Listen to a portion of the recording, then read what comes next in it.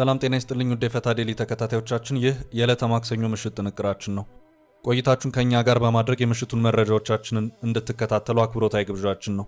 ወደ ዝርዝር መረጃዎቻችን ከማለፋችን በፊት በቅድሚያ ዋና ዋናዎቹን እንጠቁማችሁ። በኢትዮ ኤርትራ ድንበር በትግራይ ህወሓት የትግራይ ሰራዊት ወይም ቲዲኤፍ እያለ ከሚጠራውና የኤርትራ ጦር ጋር በተያያዘ በዛሬው ዕለት የወጣውን መረጃ በተመለከተ የምናደርሳችሁ መረጃ አለ። የትግራይ ክልል ጊዜያዊ አስተዳደር ፕሬዝዳንት ታደሰ ወረደ ዳኞች በመቱት አድማ መፍትሄ እየፈለግን ነው ብለዋል። ለቀናት አድማ ውስጥ የሚገኙትን ዳኞች ጀነራሉ ፊት ለፊት ተገናኝተው መነጋገራቸው ተሰምቷል። ዝርዝር መረጃውን ይዘነዋል። የቀድሞ ፕሬዝዳንት ኮሎኔል መንግስቱ ኃይለማርያም ሽልማት ተበርክቶላቸዋል።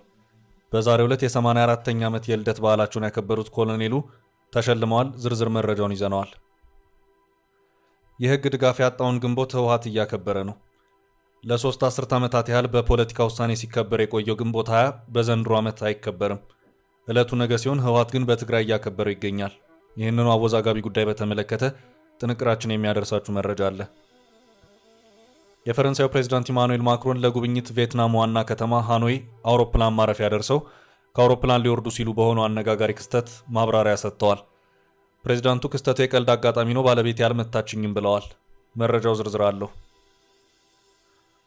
ፕሬዝዳንት ዶናልድ ትራምፕ በአውሮፓ ህብረት ላይ ጥላለው ያሉትን የ50 በመቶ ታሪፍ አዘግይተውታል። ትራምፕ አውሮፓ ህብረት በፍጥነት ከስምምነት ላይ ለመድረስ እያደረገ ያለው ጥረት ያስመሰግነዋል ብለዋል። መረጃው ዝርዝር አለው። የኢትዮጵያ አየር መንገድ በትርፍ ተንበሻበሽኩ ማለቱንም አክለናል። አሁን በቀጥታ ወደ ዝርዝር መረጃዎቻችን እንውሰዳችሁ።